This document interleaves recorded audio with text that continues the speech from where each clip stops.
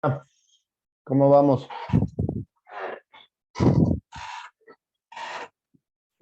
¿Estamos por ahí? Ya estamos todos. Buenos días, profe. Buenos Comenten, días, profe. comenten novedades, ¿cómo les va? Bien, A ver, nos quedamos, chicos, la semana pasada estaban ustedes presentando. Sí, profe, ¿puedo presentar yo? Vamos, Odalis, dale. Ya, déjeme buscar las diapositivas.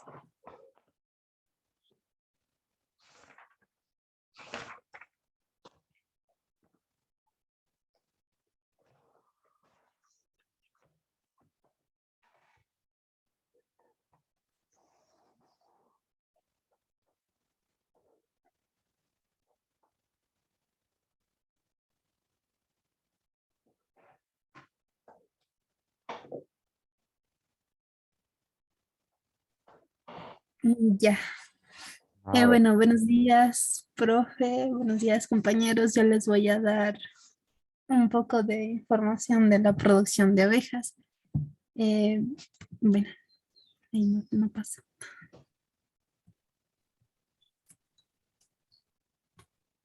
Ay, ya. Bueno, su crianza controlada se le conoce como meliponicultura y la persona que se dedica a la crianza de las abejas se llama apicultor, que tiene como función vigilar las colmenas, cómo viven, cómo se nutren las abejas, la creación de las nuevas colonias, cuidados de las plagas y la recolección de la miel. Bueno, las colmenas y sus cuidados deben cumplir con las normas sanitarias.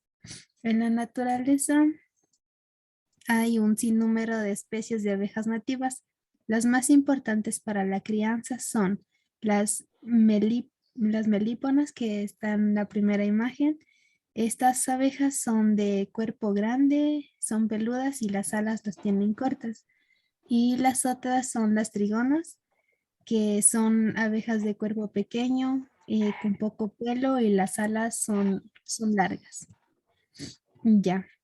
Bueno, estas abejas se encuentran en todo el país, especialmente en zonas cálidas donde todavía existen bosques nativos.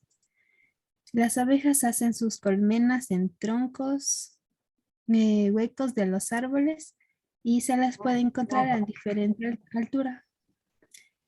Los miembros de la colmena son la reina, las obreras y los zangos. La reina es más fácil de diferenciar, como podemos observar en la imagen, por su tamaño y el abdomen por el tamaño de su abdomen, y se encarga de poner los huevos. Las obreras son las que recolectan el polen y el néctar de las flores y cuidan y alimentan a las larvas y también limpian la colmena. Y los zangos son las abejas machos que tienen como función fecundar a la reina. Y algo muy importante que me llamó la atención es que la reina nunca abandona su nido y las obreras nunca abandonan a la reina. Entonces, si un enjambre desaparece, no es porque las abejas se fueron, sino porque se debilitaron hasta que todas se murieron. bueno, hay Y un tema ahí, perdón, te corto, Odalis. Hay una cosa que se llama la reina sanganera. A veces tienen un tipo de comportamiento fuera de lo esperado y la reina empieza a salirse. La reina se fecunda una sola vez en la vida, pero hay ratos que la reina se empieza a salir y se va y empieza a crear otra colmena o simplemente sale y se pierde. Entonces ahí también se debilitan las colmenas porque ya no hay reina y también mueren, ¿no? mm, ya, profe. Dale, sigue, sigue. Ya, bueno, la colmena se divide en dos partes, la cámara de cría y la zona de producción de miel. En la cámara de cría está compuesta por los panales y es el sitio donde se encuentran los huevos. Y la zona de reproducción de la miel es el sitio donde almacenan el polen y producen y guardan la miel. La obtención de las abejas. Espérate, Un espérate, regrésate un enjambre, ratito, Dalí. Chicos, en esta foto se ve como la cámara de cría está en el centro y a los lados está la parte de producción de miel, ¿no? Eh, no hay fotos, pero lo interesante es que cuando se trabaja ya en apicultura, cuando ya se trabaja con el manejo de la miel en cajas, la cámara de cría son 3 o 4 de los panales que están en el centro. Después vamos viendo si terminamos y buscamos más fotos, pero la cámara de cría, dense cuenta aquí, y siempre va a estar en el centro de la colmena. Sigue, Odalis, por favor. ya. La obtención de abejas. Un enjambre que ya está establecido dentro de un árbol en la naturaleza es conocido como un enjambre matriz. Es muy importante preservarlo porque este enjambre produce nuevos enjambres. El traslado de los enjambres de un árbol a una caja es la parte más difícil. Lo más probable es que el enjambre no sobreviva y lo podemos perder. Para Listo. Para lograr conseguir abejas podemos colocar trampas. Las trampas son sencillas de hacer. Se puede colocar una caja de madera vacía o una botella de plástico, pero deben de tener ciertas características para que sean acogidas como hogar por las abejas. Algunas de estas características son que deben estar protegidas del sol, no pueden ser muy delgadas para que no sean muy frías, deben de estar bien selladas, solo deben tener un hueco de entrada para las abejas y también deben de estar en un lugar firme y bien amarrado para que ni el viento ni los animales lo puedan mover. ¿Cómo deben ser las cajas para las abejas? Bueno, una vez que se ha obtenido las abejas de manera correcta, pasamos al manejo de ellas en las cajas. Existen diferentes tipos de cajas para las abejas, pero todas deben de tener ciertas características básicas. El grosor mínimo de la madera debe de ser de 3 centímetros. El tamaño interno debe ser apropiado para las especies que vayamos a trabajar, ni muy grande ni muy pequeña. La caja debe de estar bien sellada, impidiendo la entrada de la luz, agua, frío o los insectos. Y la madera debe ser de una buena calidad para que no se pudra. Y aquí son las partes de la caja. Empezamos por la base, que es una tabla de madera con 2 patitas que ayudan a que no se acumule la humedad. El nido debe ser clavado o encajado a la base. En uno de los lados se encuentra el orificio de entrada. Esta parte es en donde las abejas construirán el área de cría y algunos potes de alimento. La división entre el nido y el sobrenido consta de 2 acrílicos con hueco redondo de tamaño de los discos de cría y sirven para hacer la división entre el enjambre y módulos. Y la mielera, el cuadro de madera, es un cuadro de madera donde las abejas acumulan la mayor parte de sus reservas de miel que facilitan su cosecha. Y la tapa que sirve como un techo. Es una El cosa cuidado de... importante. Regrésale, Odalis. Esta es una cosa importante, chicos. Como ustedes ven en esta caja, eh, la miel va a estar arriba. Eso al apicultor le va a facilitar mucho el trabajo porque no tiene que sacar la miel desde abajo. Eh, no, como les dije, el nido siempre va a estar en la parte más protegida. La cámara de cría va a estar en la parte media. Entonces los apicultores lo que hacen generalmente es solo cosechar la parte alta de la caja, la, la media alza de acá arriba o las dos de acá arriba. La parte de abajo se suele no topar. Lo que se puede hacer es hacer una especie de trampa, como dijo Odalis, para separar el enjambre y tener 2 enjambres. Entonces se pone otra caja acá vacía con buenas características para que pase la reina o se cruce una nueva reina y ahí se pasa. Pero lo interesante aquí es que las abejas mismas nos dan la facilidad de que solo levantando la caja superior podemos nosotros ya cosechar la miel.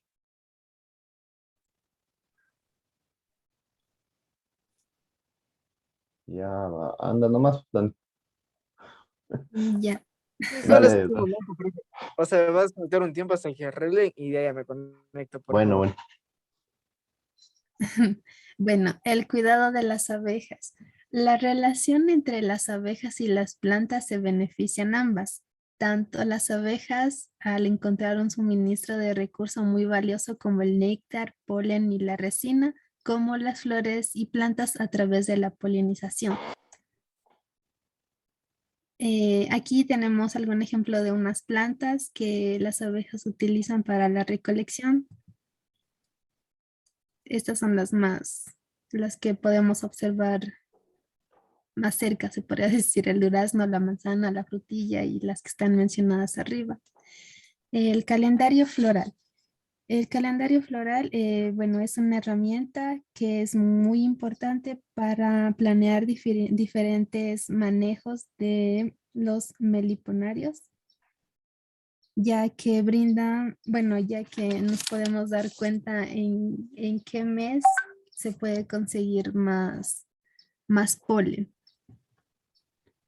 Ya. Ya. Espérate un ratito, dale. No sé de qué país es esto.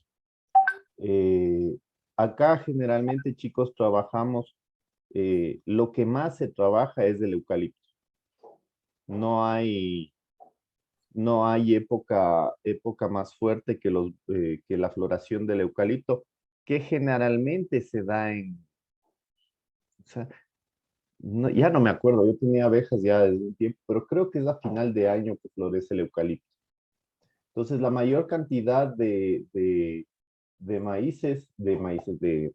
flores vamos a tener en eucalipto. Eh, Aquí está este jataco, este suncho, regrésale, Odalis, por favor. Eh, el molle, son plantas de alguna forma nativas que nos permiten tener una floración permanente. Entonces, esta curva que estamos viendo aquí va a ser mucho más estable en el Ecuador. La época de invierno que dice aquí para alimentación artificial generalmente se da, chicos, en el invierno máximo y en el verano máximo acá en el Ecuador. Entonces, cuando ya llueve mucho o cuando está demasiado seco y no hay floración, se les alimenta a los animales. Ujú, eso ya hablo un poquito Ujú. más Pero adelante. a lo que quiero llegar es que esta curva que nos está mostrando Odalis, acá en el Ecuador es mucho más estable, por lo que no tenemos estas 4 estaciones. Dale, Odalis. Ya. La alimentación artificial y fortalecimiento de los enjambres. Existen tres recursos básicos que las abejas obtienen de las plantas, que son el polen, el néctar y la resina, Espérame un donde ratito, Odalis, por favor. Discúlpame.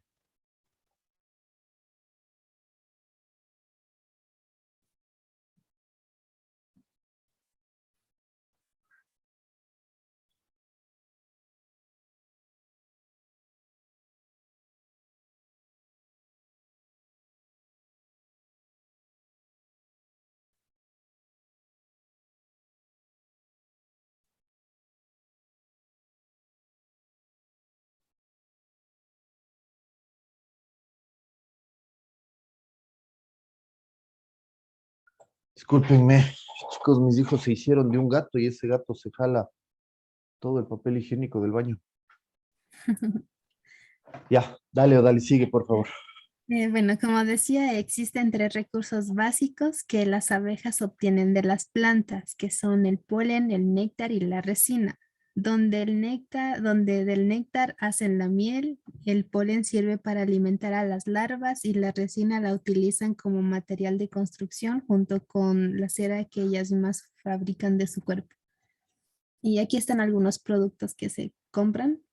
En la Ya. parte de acá está A que nosotros, se, ¿para qué nos sirven estos productos? los que están aquí, Sí, pues bueno, yo no sé sabemos. que A lo ver, utilizan para el las abejas. néctar es la miel, chicos, es lo que nos comemos, ¿no? La resina es la cera de abeja, que en muchos casos se cosecha para, principalmente por, por temas estéticos y cuestiones de cremas y ese tipo de cosas, se le cosecha esa miel, esa resina que es mucho menor que la resina sintética, es muy poquito, es de muy buena calidad.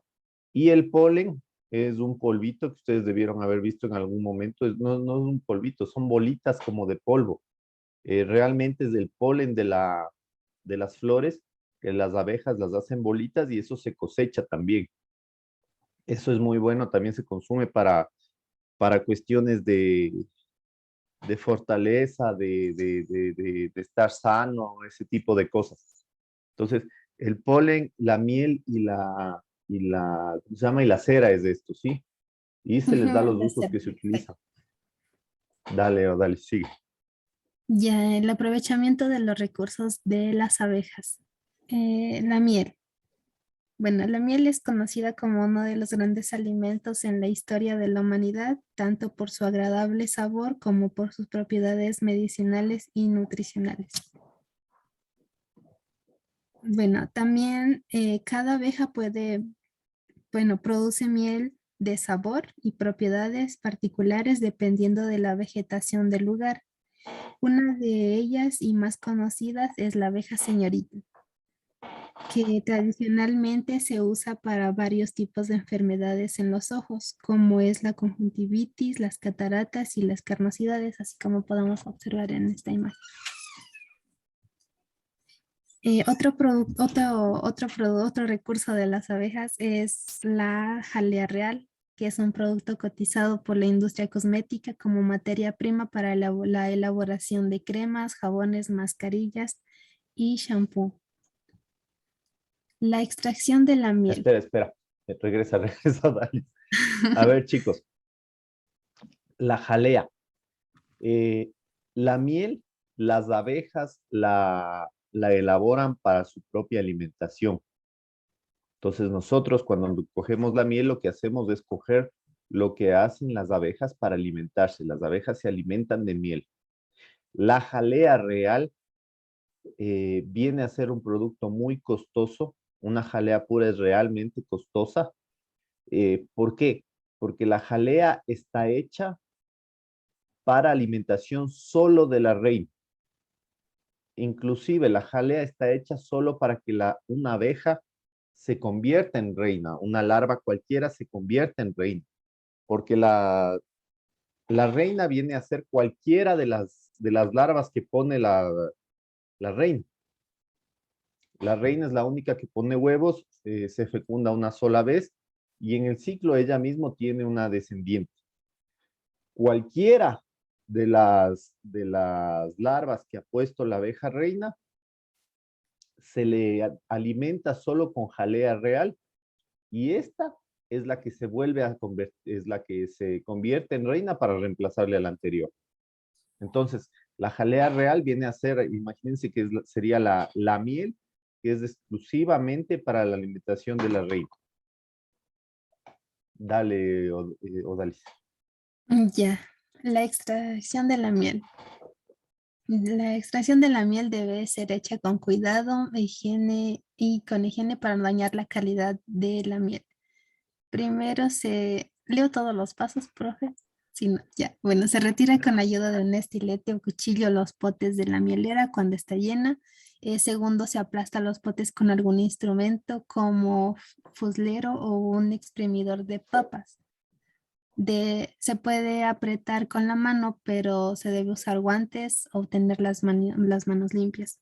Tercero, se debe hacer sobre una tela para colar la miel y retirar los pedazos de cera o abejas que puedan quedar ahí.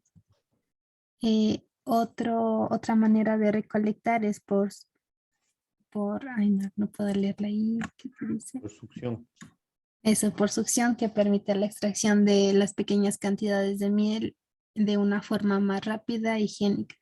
Primero se abren los potes con algún cuchillo para extraer con una jeringa y este proceso puede ser un poco más lento que los anteriores, que el anterior, pero se saca la miel de una forma más limpia. Ya, la vestimenta del apicultor es guantes, overol y Espérate, Odalis. ya. Regresa de nuevo. Chicos, hay una cuestión muy parecida a esto. Bueno, es lo que ahora se oculta a nivel ya de producción. Se construyen centrífugas. La centrífuga es un tanque de acero donde se ponen los panales. Estos panales están, como dice Odalis, cortados en la punta para que se pueda sacar la miel y se le hace dar vueltas a la centrífuga. Esto hace que la miel salga de los panales y se cole en la centrífuga y se recoja por abajo. Es un proceso que permite mantener la cera para que las abejas no estén gastando energía en volver a hacer todo el panal. Es mucho más aséptico y mucho más rápido de ir sacando. Estos procesos que nos estamos mostrando Odalis son muy complejos. Regrésale, Odalis, a la anterior. Ya. Y había otro proceso que no lo puse, que es el del volcamiento, que ¿Y cómo es? sacan la, ay, esa, la mielera, los potes y los volcan, así como botar así, solo para que caiga la miel. No, no aplastan, no hacen nada, solo Ya. lo hacen para un ladito. Esa es la idea, chicos, lo que yo les decía, para que caiga la miel y no se dañen los panales y puedan volver a ser utilizados. Ya, dale, Odalis. Ya, bueno, la vestimenta de un apicultor son los guantes, el overol y el velo. Y hasta ahora no sé por qué tiene que ser necesariamente de color blanco. No tiene que ser necesariamente de color blanco, pero la idea es que el color blanco o los colores claros, pónganse un beige claro, evitan que se asusten los animales. Es un trabajo mucho más fácil, más práctico. Los animales se pegan a los colores fuertes. Como saben, las abejas se pegan a las flores y las flores son de colores fuertes. Entonces, mientras sea un color eh, Menos más llamativo. neutro, exacto, que no sea llamativo para los animales, es mejor. Y gracias, eso fue todo. Ya, muy bien, Odalis. ¿Quién falta, chicos?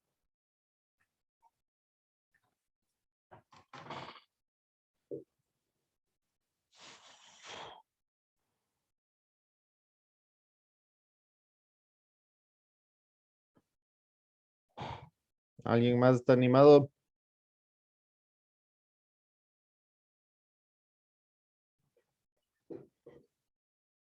Ya, profe, yo presento. A ver, vamos, Dayan.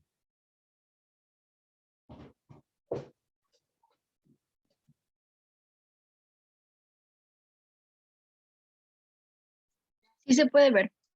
¿Sí? Bueno, primeramente, buenos días con todos y yo voy a presentar sobre el manual de producción intensiva de patos. Ya, entonces tenemos que la anacultura es la rama de la producción de aves dedicada a la crianza y mejoramiento de los patos. En esta constituye una alternativa para la alimentación humana, ya sea mediante carne o el huevo. Sin embargo, existen diferentes variedades de patos. Todos ellos han sido domesticados desde hace miles de años y con el tiempo se han producido razas para la producción de carne o huevo. De igual manera, el pato es apreciado por la producción de plumas y en algunos lugares en un medio de control biológico de plagas como hormigas, moscas y grillos. La carne de los patos presenta múltiples cualidades, por ejemplo, su contenido proteico, similar a la carne de pollo, se considera la mayor calidad de sabor, el huevo de pato tiene un alto valor nutritivo, además de sus características nutricionales, el pato es un ave rústica que resiste y se adapta a todo tipo de sistema de crianza y condiciones ambientales, lo que va a la ventaja sobre otras especies de aves. También los patos domésticos tienen gran relevancia como una fuente alimenticia en lugares como Asia, Europa, donde hay gran demanda de la carne y el huevo de pato. A nivel mundial, en el país con mayor inventario de patos es el de China, mientras que en Europa y en Francia es el principal productor y consumidor de la carne de pato. También en lo que es Norteamérica, aunque en menor cantidad, pero también se consume la carne de pato, principalmente Estados Unidos, donde las razas tienen mayor demanda en la producción de carnes y son las razas de plumaje como el Pekín, que ya lo vamos a ver. La producción de carne de pato se ha incrementado de manera estable desde la década de 1980. Los principales países productores de carne: China, Francia, Malasia, Tailandia, Vietnam y Estados Unidos. En nuestro país, la crianza de pato es una actividad pecuaria alternativa, no tradicional, que se ha limitado a un sistema de traspatio en los que se da de forma tradicional. La crianza de pato se ha realizado sin invertir demasiado en alimentación, instalaciones y equipos. Ya, este es un breve cuadro que o sea, quise ponerlo porque me parece interesante y podemos ver los inventarios de patos evaluados por miles de cabezas. Aquí tenemos Estados Unidos en los años, tenemos México, Malasia, Tailandia, Francia, India, Vietnam y China. Ya, estos son los productores de cabeza y esto va en el rango del año. Tenemos el 2007 al 2003, bueno, sería en decadencia, 2003, 2004, 2005, 2006, 2007. En la parte de abajo tenemos así en producción de carne de pato, pero en cambio en toneladas. También así mismo del 2003 al 2007. Y los países que se encuentran aquí son los que mencioné antes.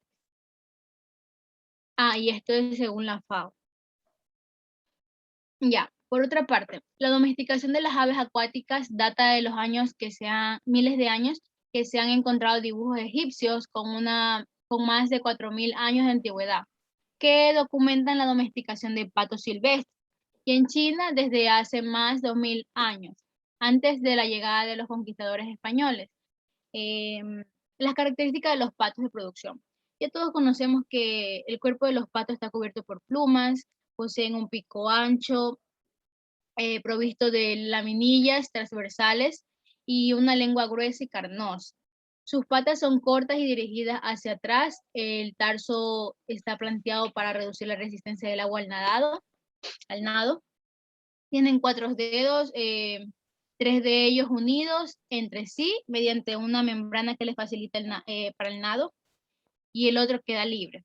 Ya, también los patos utilizan su pico para activar la glándula que segrega un aceite impermeabilizable para extender este aceite por sus plumas, dado que de esa manera pueden acomodar su plumaje y se ven como un poco más limpios.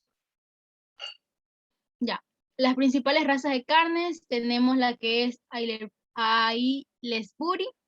Este pato tiene un gran tamaño, como podemos observar en la imagen. El macho llega a pesar 4 kilogramos y la hembra 3.5 kilogramos. Su cabeza es grande y alargada, su pico ancho y de gran longitud de color rosado. El cuello presenta una curva hacia atrás, su cuerpo es bajo, ancho y largo, su porte es horizontal, por lo que queda paralela al suelo, sus alas robustas y cola corta. Ya, la hembra llega a poner 100 huevos de color blancuzco por año. Su carne es de color blanco, de buena calidad y estupendo sabor, por lo que principalmente es el objetivo de su cría para la obtención de carne. Estos patos son criados comercialmente y se han seleccionado solamente para el uso de producción de carne y huevo. Por otro lado tenemos el pato Pekín. Este es el pato más popular en América debido a su rusticidad. su desarrollo físico y que es un excelente ponedor. El pato Pekín es originario del noroccidente de Pekín, China. Fue introducido a Europa y América durante la década de 1970. Tiene un plumaje blanco cremoso, patas de color naranjada, brillante, piel amarilla y carne blanda y blanca. Su cabeza es fuerte y robusta, rodeada con carrillos, prominente de su pico, es corto y ancho. Ya, como podemos observar aquí en la imagen, este es el pato. El otro pato es Muscovy.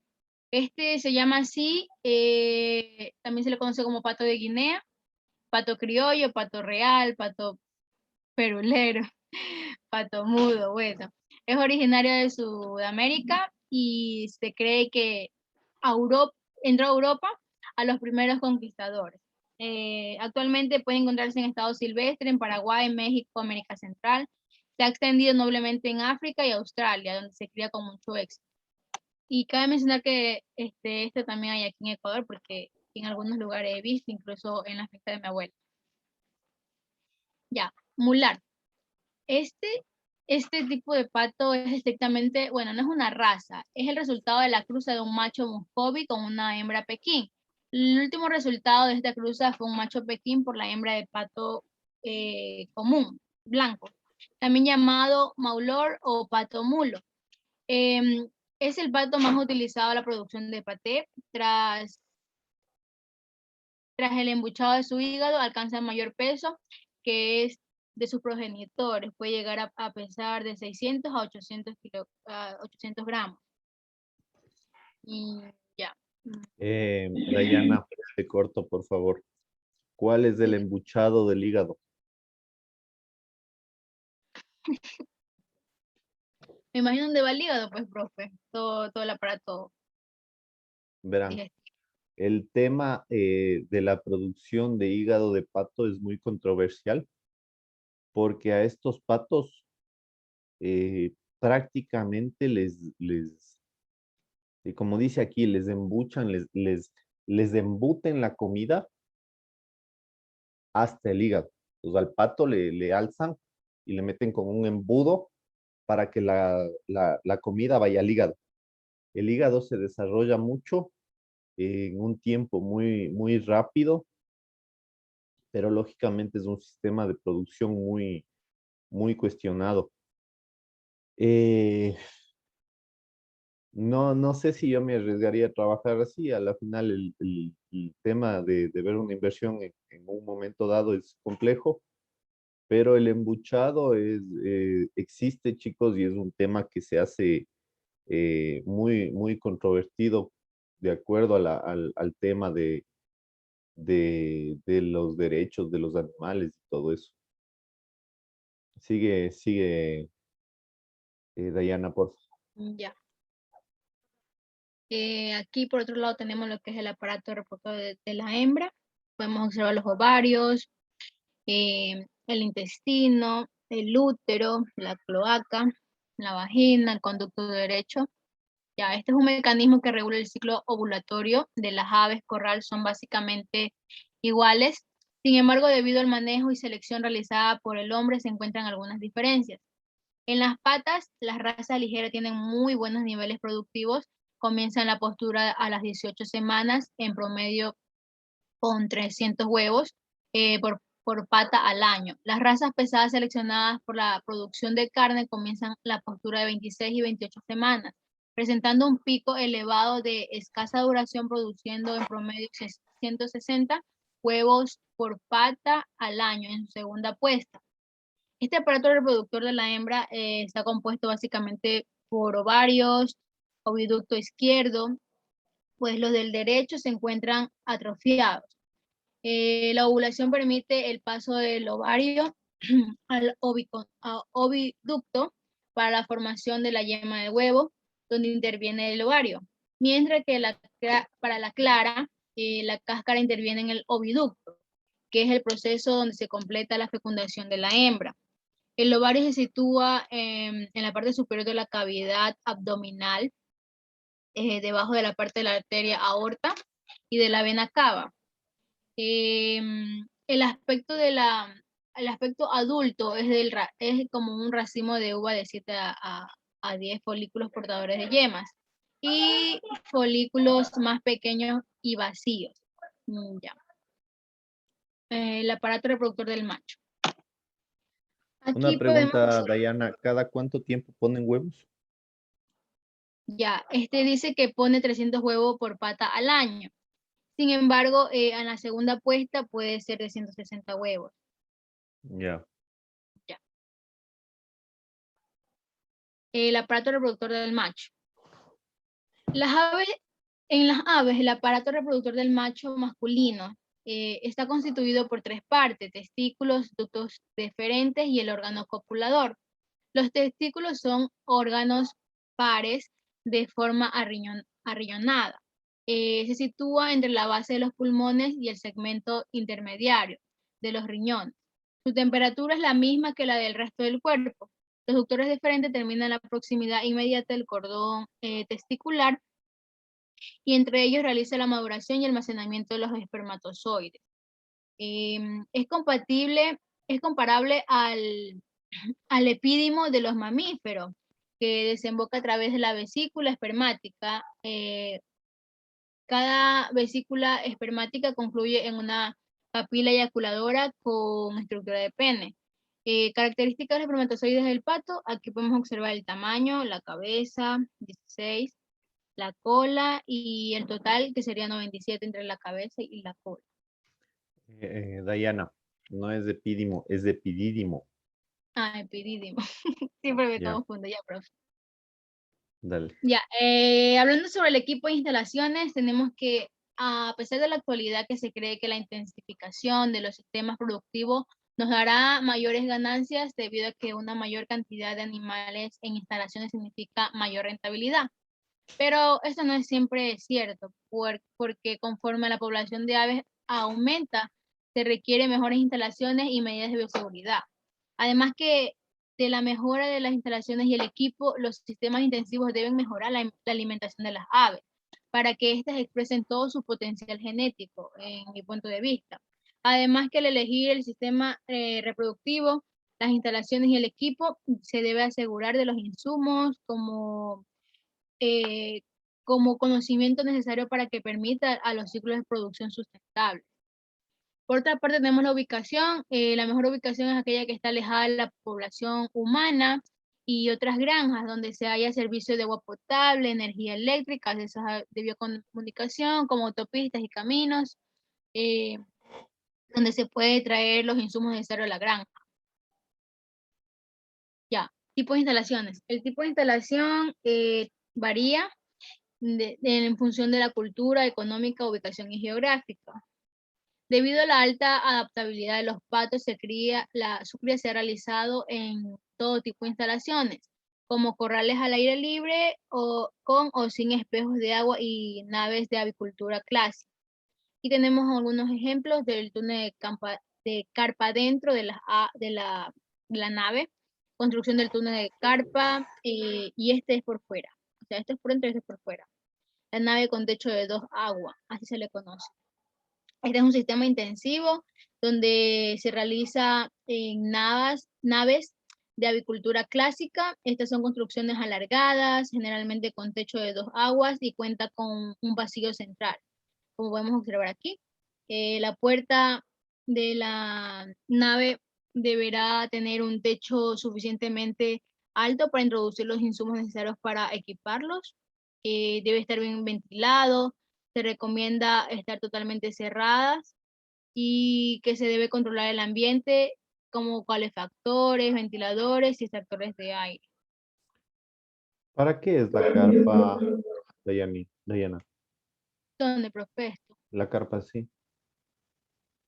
Ya es que este es un sistema que se realiza de esta manera para, como quien dice, mantener, yo leí que esto es para mantener ventilado y aparte que se le dice así porque cuenta con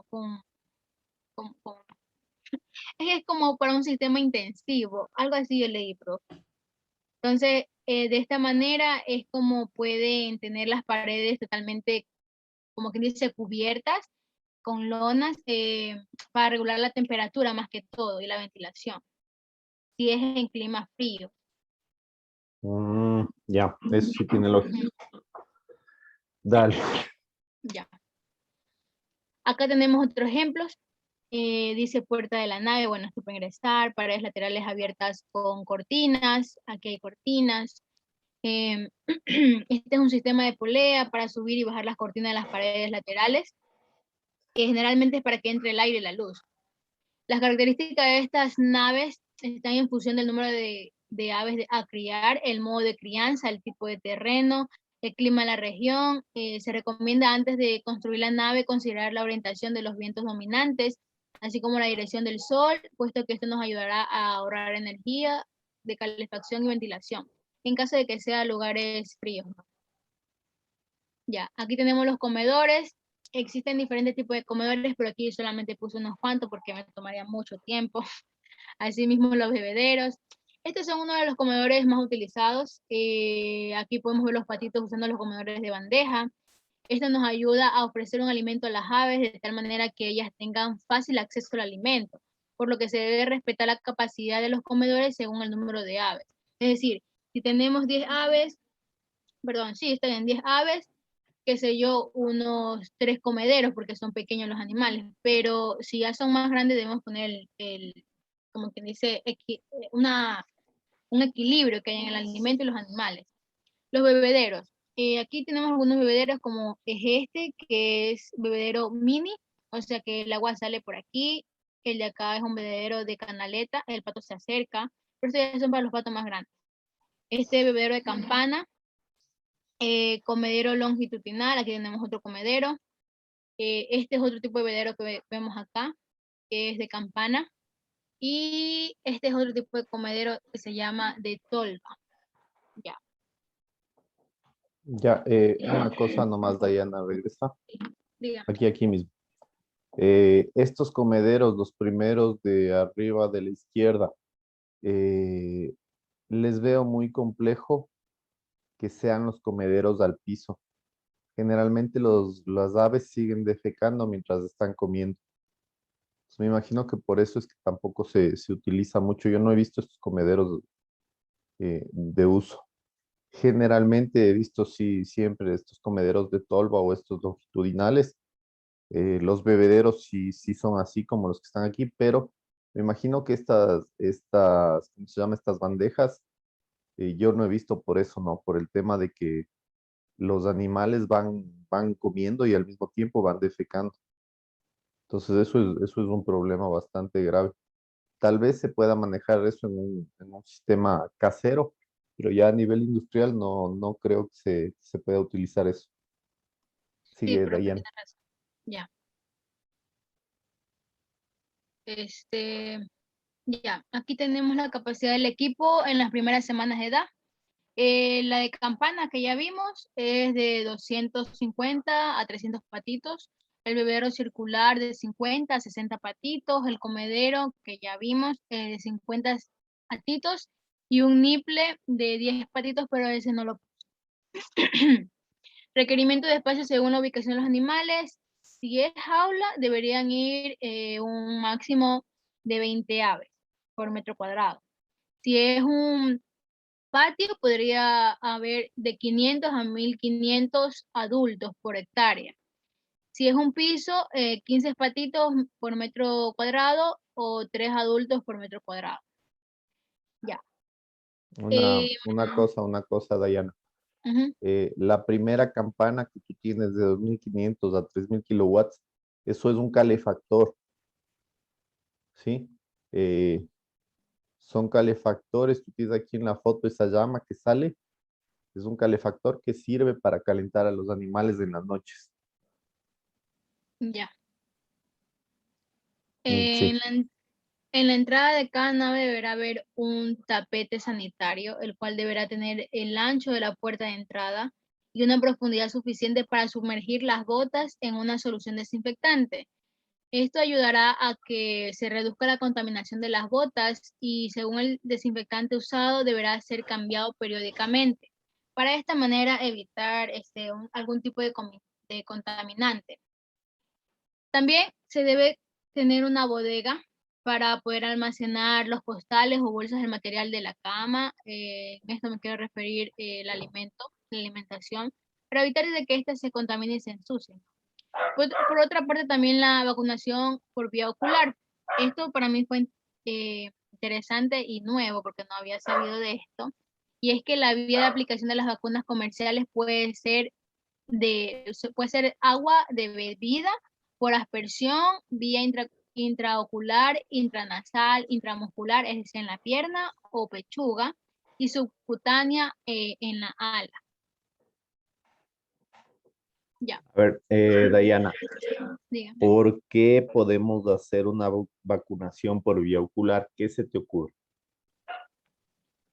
Yo creo que de esa manera el medicamento llega más rápido y sobre todo creo que también porque puede, o sea, es que yo he visto animales así que tienen a veces infecciones en sus ojos. Yo creo que esa es de alguna manera que se le ayuda al animal, que se lleva algún tipo de vacuna. Verán, todos deben recordar, chicos, que cuando empezó la pandemia les dijeron que se protejan la nariz, la boca y los ojos. ¿Por qué? Porque son mucosas que están expuestas.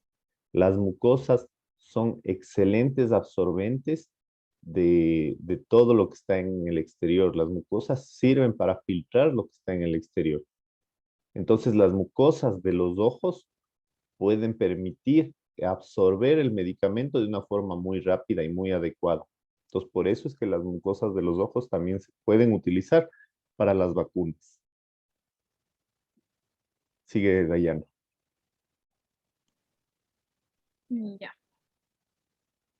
En cuanto a lo anterior, existen discrepancias en cuanto a las necesidades proteicas de los patos debido a la capacidad de crecimiento compensatorio. Lo ideal es proporcionar un nivel de proteína adecuado con el periodo inicial de crecimiento para así evitar las deficiencias. Al usar niveles proteicos altos se reduce ligeramente la concentración de la grasa en canal al sacrificio. Estos datos son de Pekín, del pato Pekín, que han obtenido óptimos resultados con niveles de proteína del 16%, aunque se reduce el crecimiento en las primeras semanas de vida. Ahora, ¿cómo podemos saber si es un pato macho o hembra? Bueno, según las imágenes anteriores se aprecian que las plumas de la cola del macho son curviadas hacia adelante. Y vemos, son curviadas hacia adelante y mientras que la hembra se ven diferentes. En el periodo de ceba comprende también de las 4 a 8 semanas de edad. Hasta la sexta semana aún puede criarse machos y hembras juntos. Sin embargo, los animales destinados a sacrificio pueden criarse junto con los reemplazos. Los reemplazos deben mantenerse activos para evitar sobrepeso, mientras que los destinados a sacrificio deben estar en espacios reducidos para acelerar su engorde. El periodo de crecimiento. Esta básicamente comprende de la 9ª semana a la 20ª semana de edad. En estas etapas los animales comienzan a aparearse y las hembras comienzan la postura. Los alimentos en forma de migajas o granulados son los más recomendables. También se recomienda que el alimento a ofrecer a los patos sea en granulados de 3.5 a 4.8 milímetros, mientras que se recomienda también lo que es durante la semana 4.8 a el resto de la crianza. Los minerales que necesita un pato son el azufre y el magnesio. Las vitaminas, bueno, hay diferentes tipos de vitaminas.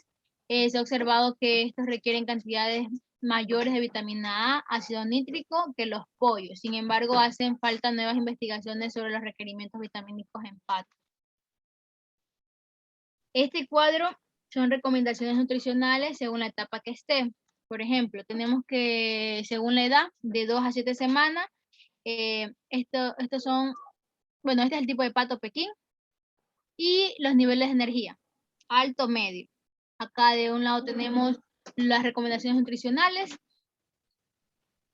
asimismo del lado de acá de 0 a 2 semanas, las recomendaciones nutricionales, es decir, que podemos tomar en cuenta esto para ayudar a la crianza de nuestros animales.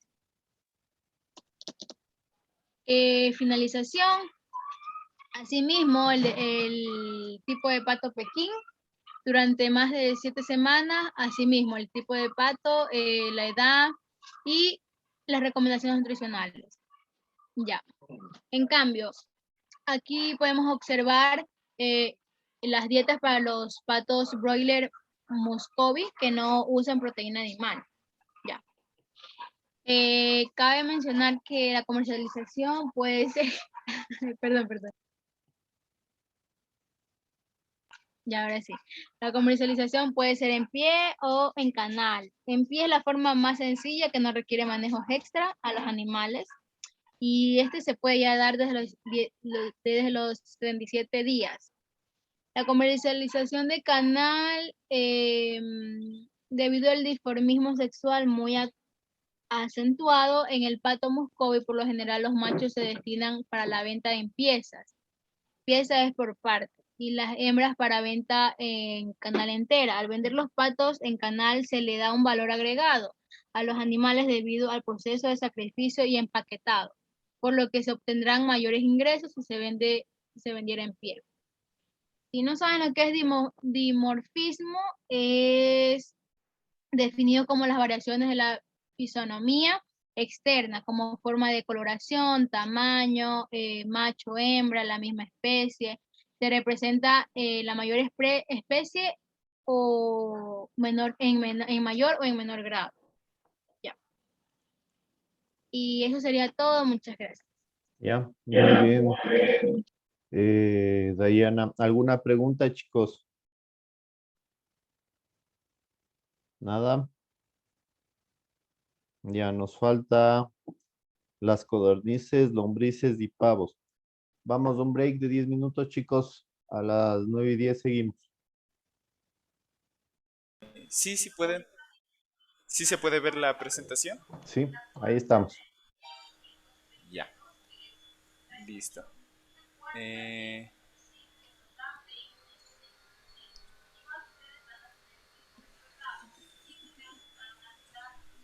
Listo.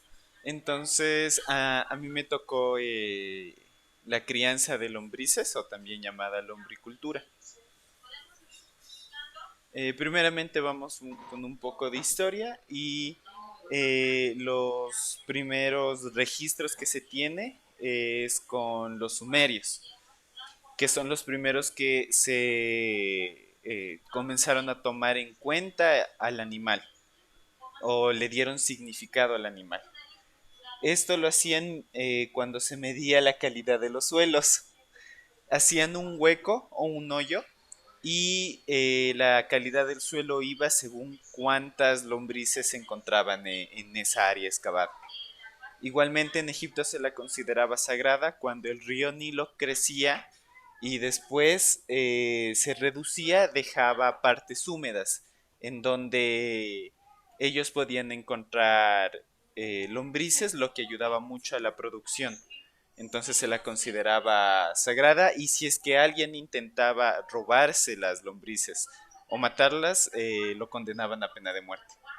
Y igualmente en la época griega se las definió como los intestinos de la tierra, los cuales son los que hacen que la tierra produzca y tenga vida en general. Hablando de las especies, nosotros se conocen alrededor de 8.000 variedades de lombrices, de las cuales solamente 3.500 han sido estudiadas. Y de esas 3.500 son extremadamente pocas las que han sido domesticadas y criadas o se las han estudiado con un carácter productivo. Y por lo general se trabaja a la lombriz de forma intensiva para generar humus o para producir humus. La lombriz más común para la producción es la Eisenia foetida. Es una variedad que encontramos en los principales criaderos de lombrices, como decía anteriormente, y su popularización comenzó en Europa, Estados Unidos y Japón, que son los países en donde más se ha desarrollado esta actividad. Igualmente es la que tiene el mayor número de estudios en esta área. Igualmente en Sudamérica el país que más destaca en esto es Chile, en donde se ha demostrado que al menos esta lombriz es muy capaz de desarrollarse en las condiciones del país. Algunas características de la Eisenia foetida es que es una lombriz que es extremadamente prolífera, muy vivaz, es trabajadora y algo muy importante que es resistente al estrés. Es mucho más resistente a otros tipos de lombrices. Igualmente, cabe destacar que con este tipo de lombriz se puede trabajar en densidades de 500.000 a 60.000 lombrices por metros cuadrados, que es una cifra que ninguna lombriz conocida puede trabajar. Y también cabe recalcar que la lombriz es hermafrodita, pero igual todavía necesita aparearse para reproducirse. Y este tipo está dotado de 5 corazones y 6 riñones.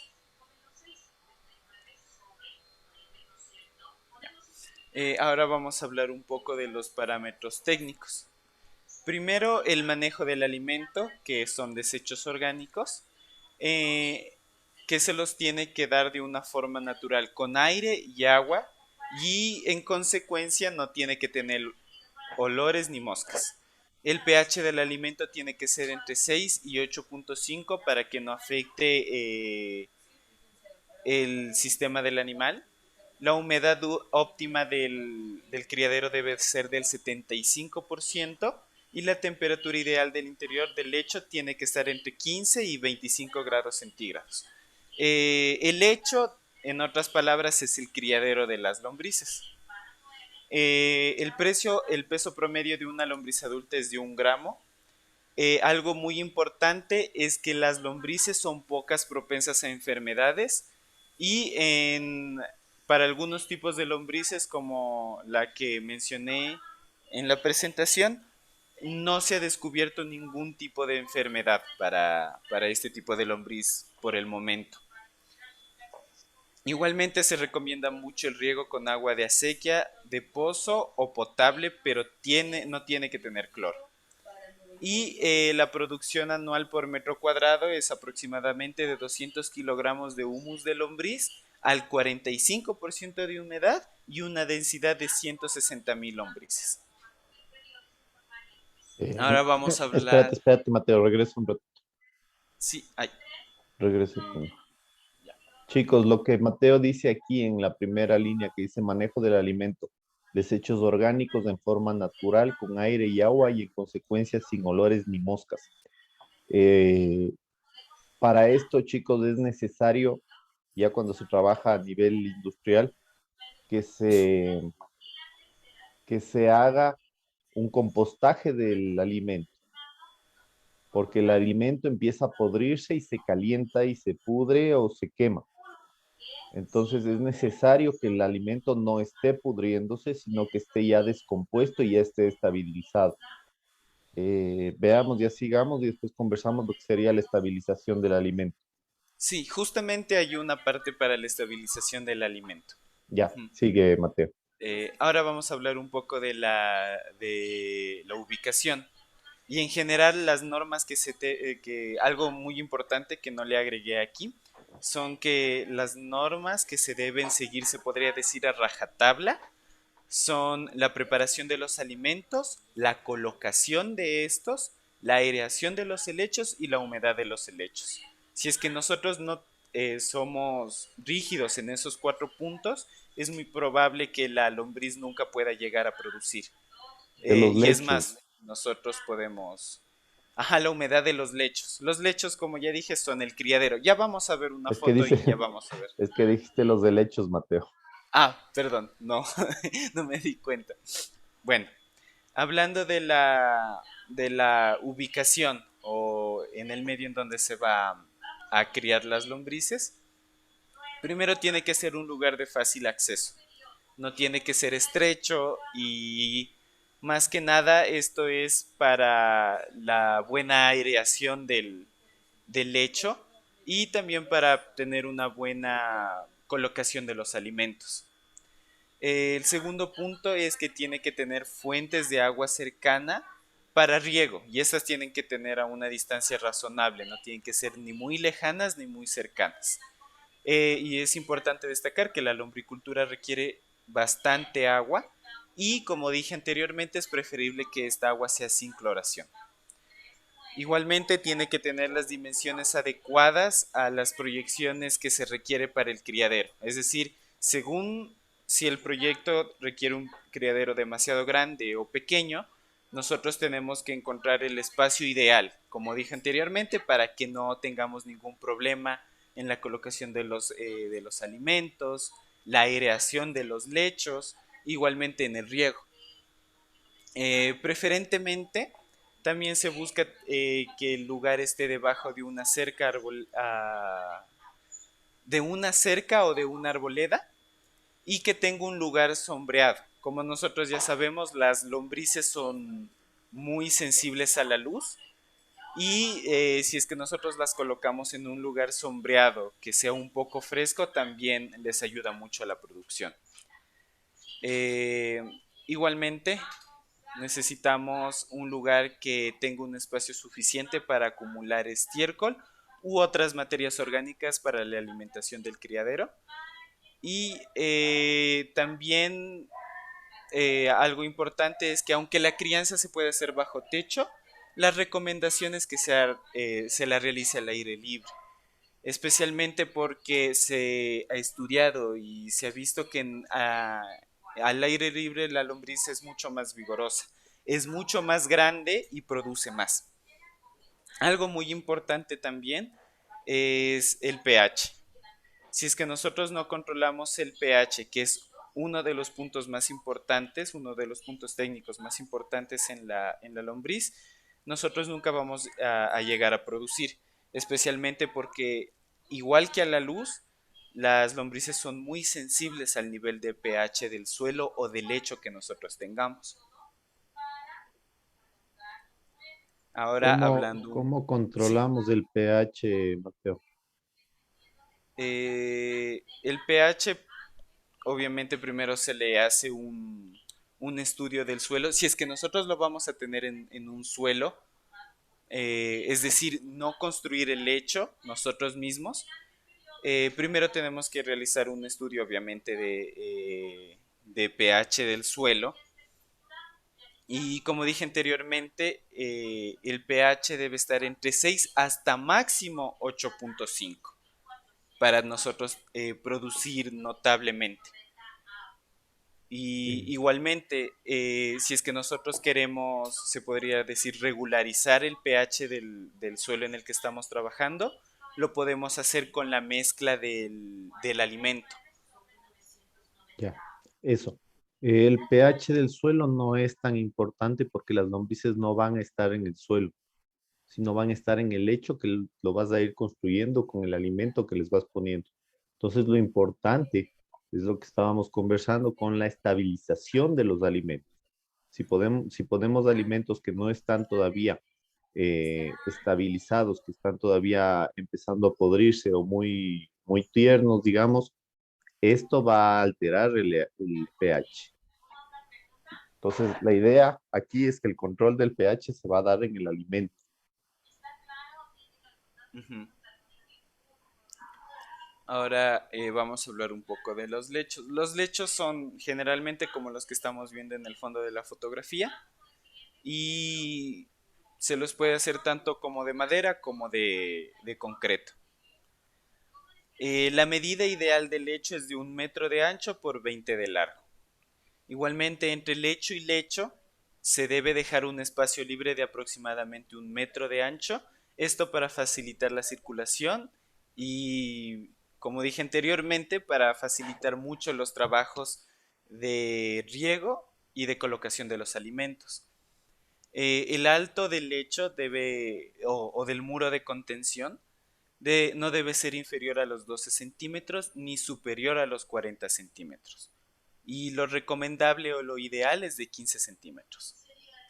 La dirección del lecho debe ser a favor del viento y es recomendable que antes de armar los lechos se debe raspar bien el piso cuando la tierra esté demasiado compacta.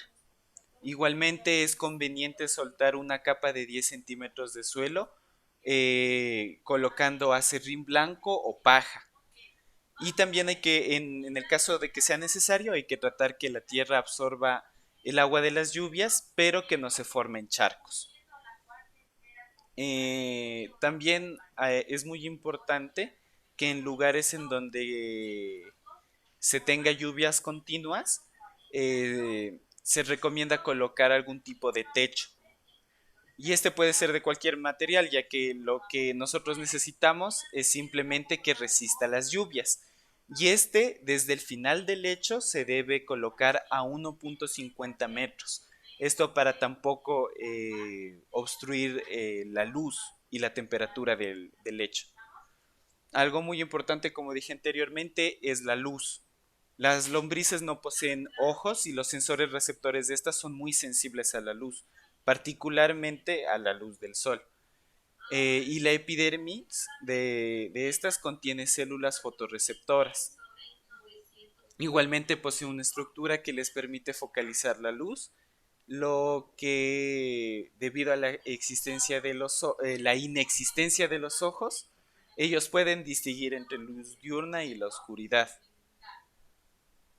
Pero es muy importante porque al ser muy sensibles, si es que hay demasiada luz, pueden llegar a morir las lombrices. Pero también cabe recalcar que si es que el lecho es demasiado grueso, se podría decir, o la capa de suelo en donde las lombrices se van a criar, al momento que las lombrices sienten que la cantidad de luz es demasiado o es muy alta, ellas solas, se podría decir, lo único que hacen es esconderse mucho más en la tierra.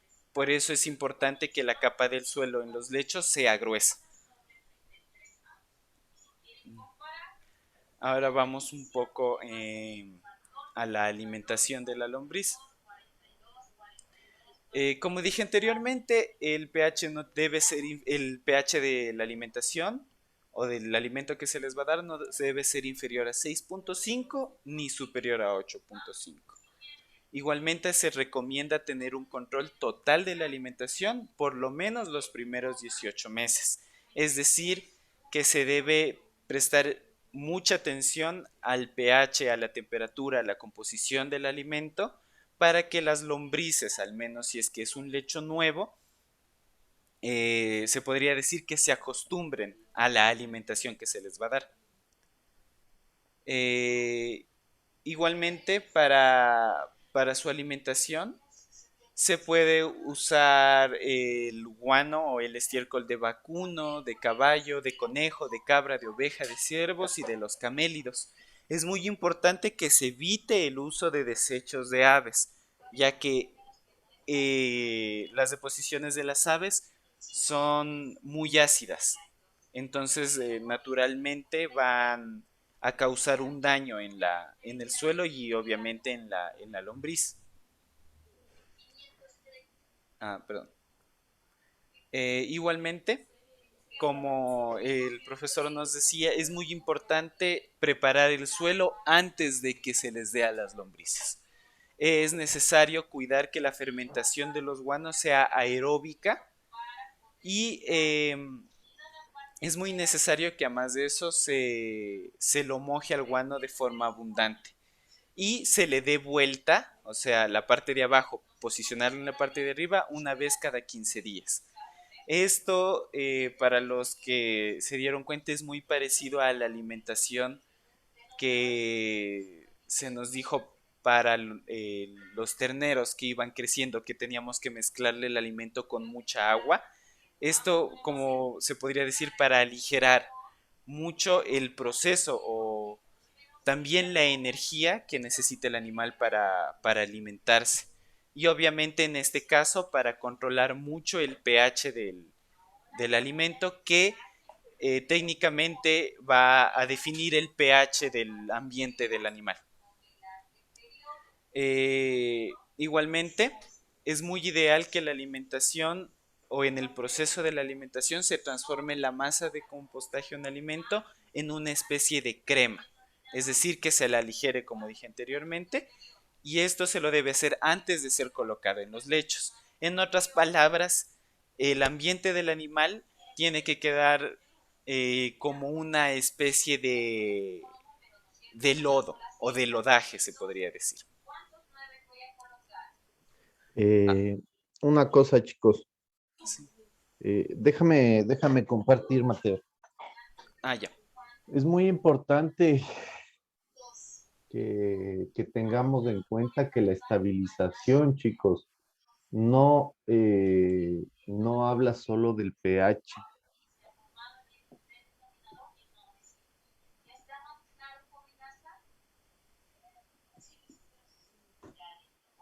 Déjenme ver si les... El tema es que cuando uno está queriendo compostar algo, estabilizar el alimento se calienta, ¿ya?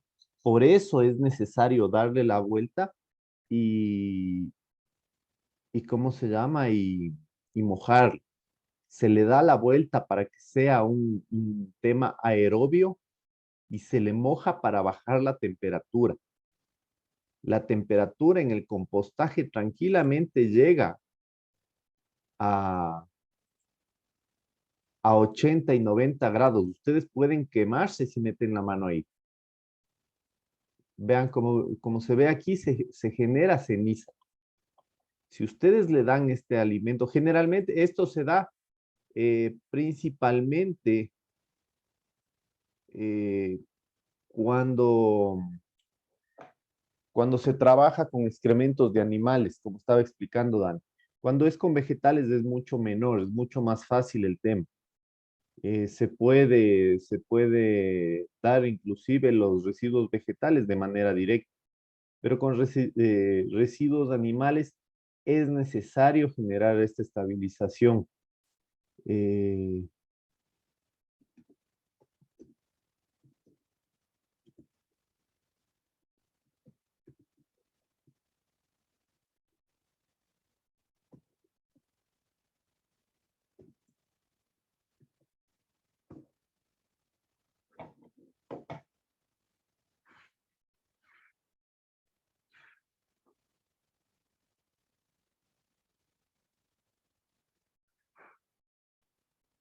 Vean, aquí tenemos un ejemplo. Aquí el compostaje está en 53 grados. Eso es más caliente que el agua con la que nos bañamos, chicos. Déjenme ver. Acá igual está en 50 grados. Esta es la temperatura máxima a la que le vamos a mantener al compostaje.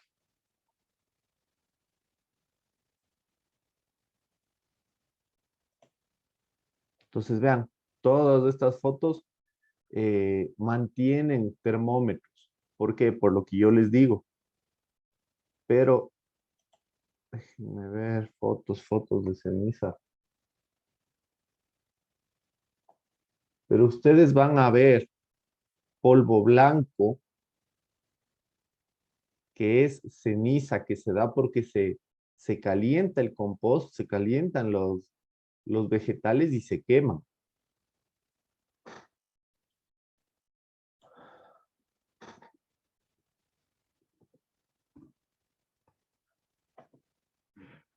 Entonces, imagínense si ustedes le dan este alimento a las lombrices, les cocinan. Entonces, no es solo que no aceptan bien el pH, sino que el compost de residuos animales, aquí están poniéndole ceniza para algún tema, pero el compost, si nosotros no lo tenemos estabilizado, no le podemos dar a las lombrices. Se nos pueden morir los animales. Una buena prueba para esto, chicos, es que nosotros metamos la mano en el compostaje a ver si aguantamos. Si nuestras manos aceptan la temperatura y aceptan el pH, es algo que podemos nosotros darles a las lombrices. No, no hay más fotos. Pero recuerden, chicos, el pH y la temperatura son fundamentales para poder alimentar a las lombrices. Sigue, Mateo.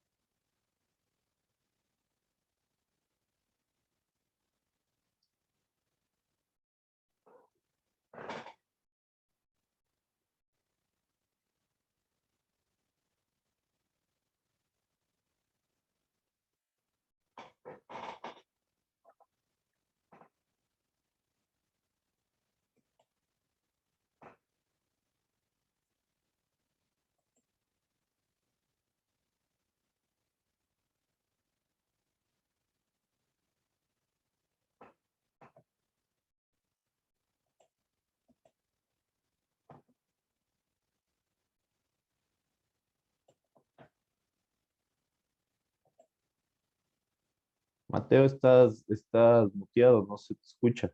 No sé si estás hablando. Sí, perdón. A ver, nosotros ahorita íbamos a hablar de los peligros que tienen las lombrices. Como dije anteriormente, las lombrices son muy resistentes a casi todo tipo de enfermedades, pero es muy recomendable que se las someta a una nueva situación de forma paulatina. Esto para al menos mantener las defensas de las lombrices y que no tengamos problemas con enfermedades a futuro. Igualmente cabe recalcar que la lombriz puede morir en su propio lecho debido a la temperatura de este, especialmente si es que baja de 0 grados centígrados o se tiene temperaturas mayores a los 35 grados. Otro riesgo de muerte para la lombriz es el envenenamiento proteico, y por esta razón es la que se insiste mucho en que se tome precauciones en la colocación de los alimentos y en los elementos que tiene el alimento, se podría decir. Ahora, hablando de los peligros externos, se podría decir, el ácaro es uno de los problemas que se los puede tener en los lechos, pero no es algo de lo que se pueda preocupar al extremo, porque cuando solo existen en el alimento, perdón, cuando el alimento tiene un exceso de proteínas, el ácaro es el que se encarga de comerlas, lo que debilita el alimento para las lombrices, y esto puede prevenir el envenenamiento que dije anteriormente. Igualmente, los lechos van a ser visitados frecuentemente por hormigas que buscan los alimentos, lo que también puede empobrecer el alimento de las lombrices.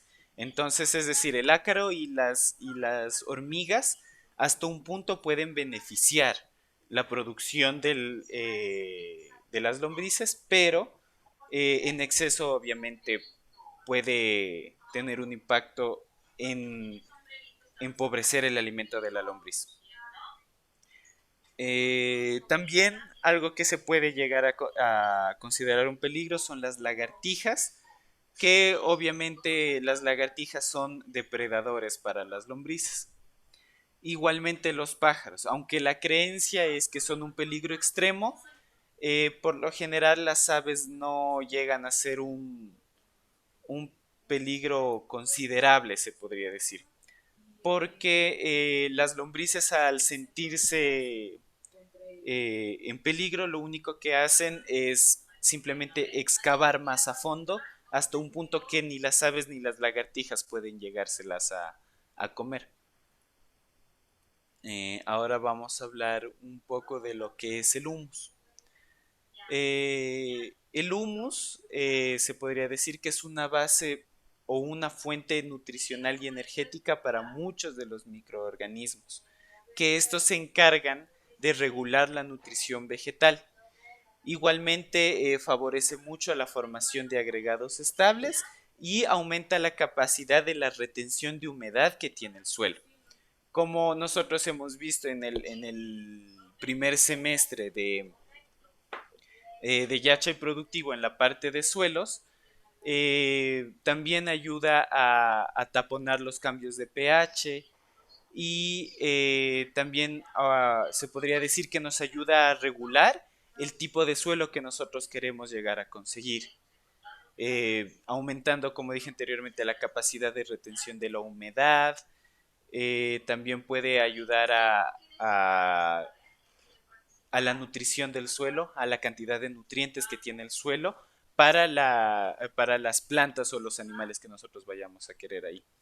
Y por último, favorece mucho a el desarrollo normal o normalizar las cadenas tróficas. Es decir, si es que nosotros buscamos en una parte regularizar o mantener la red trófica de ese lugar o que sea un lugar natural, es muy recomendable la producción o el agregado del humus para revertir problemas medioambientales, especialmente de índole vegetal, como puede ser la reforestación. Y como todos sabemos, la reforestación trae consigo la reconstrucción, se podría decir, total del bioma. Ahora vamos a hablar un poco de la carne de lombriz. Una buena manera de aprovechar los excedentes de la población de lombriz es obteniendo harina, secándola a la lombriz y obtener harina. Como dije anteriormente, el máximo de densidad que se puede tener en los lechos es de hasta 60.000 lombrices por metro cuadrado. Si nosotros sobrepasamos este límite, es muy recomendable que ese excedente se lo destine para una producción diferente. Cabe destacar que la harina de lombriz tiene un alto valor nutricional que se lo utiliza comúnmente para la alimentación de salmones, pollos, vacunos y en general de cualquier animal.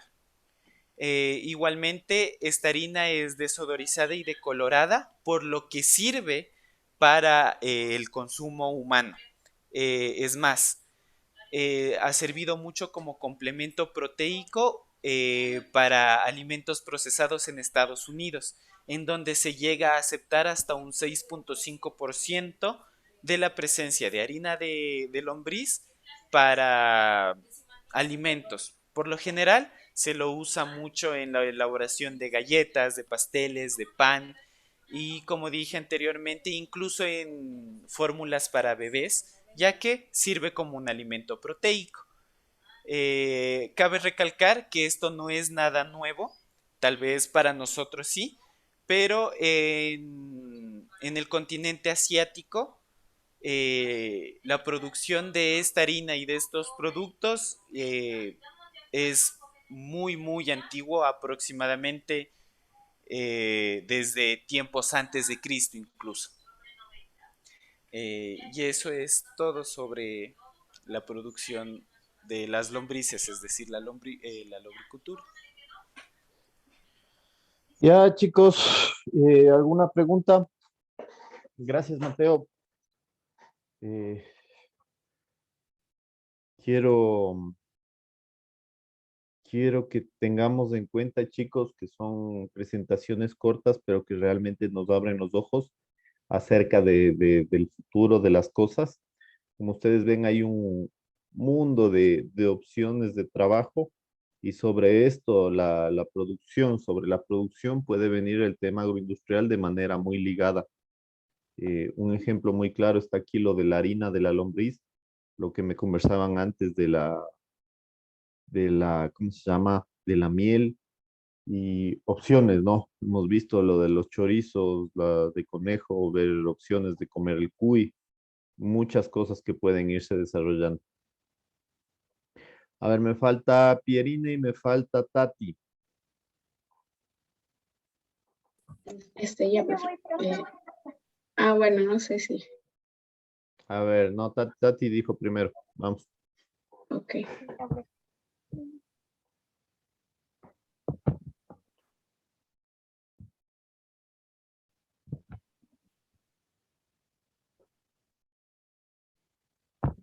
profe, si se ve. Ahí se ve. ¿Puedes subirle un poquito el volumen? O acercarte un poquito al Ya. micrófono. Ahí, profe. No, espérate, yo te subo. Ahí estoy. Dale. Ya, profe. Estos son los días, a mí me tocó el manual de crianza de los pavos. Ya. Como, como importancia de los pavos, esto es una especie que se adapta muy bien a climas diversos del ecosistema. Este más se ha visto en lo que es de Latinoamérica y también fuera de ella, ya que su rendimiento cárnico y su crecimiento es bueno, por lo que este es consumido a nivel mundial. ¿A qué me refiero con esto? Como se sabe, los pavos han sido consumidos a lo largo de la historia, que hace unos 25 o 30 años aproximadamente, desde la década de 1970. El pavo ha sido una imagen representativa para lo que es el plato de Navidad, el plato navideño, el cual se lo celebra en Latinoamérica y fuera de ella. Bueno, en México se lo denomina pues como un guajolote, en Colombia es llamado pisco, en la República Dominicana un guanajo y en Centroamérica se le conoce como guilo, cocono, etc. Aquí vemos que el crecimiento de este es acelerado a nivel mundial. Ya, como mencionaba antes, más en países americanos, que está en un 80% del censo entre las aves del continente. El aumento de la demanda, pues como ya se mencionó antes, el aumento de la demanda va en su nivel cárnico y cómo este aporta para diversos eventos, ya sea para la alimentación diaria o para eventos especiales.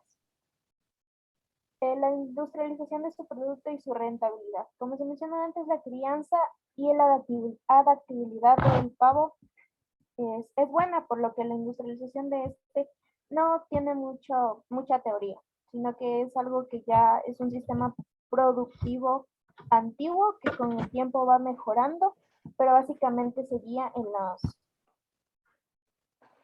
en el sistema que siempre ha sido de crianza de pavos. El desarrollo de áreas involucradas, que tenemos la genética, la alimentación, nutrición, sanidad, construcción y transformación de los productos. Bueno, como se conoce, la industria va creciendo y los subproductos del pavo siempre van generándose. Ya sabemos, uno que hay es las chuletas de pavo, el jamón de pavo, etc. En cambio, pues la avicultura, como ya se mencionó, es hace más de 25 y 30 años. En la genética, en cuanto a la genética, el pavo ha sido modificado genéticamente entre mezclas de razas, ya que existen diferentes. Uno de ellos es el pavo blanco y el pavo negro. Exactamente los nombres no los puedo decir, porque no los vamos a ver. Pero estos, al ser mezclados, va a depender mucho de cómo A sean ver, criados. espérate, Tati. ¿Por qué no nos puedes decir los nombres de los pavos? Porque me olvidé de anotar, profe. Y están complicados. A ver, dale. Sigue, yo busco. Ya, profe, gracias. Ya.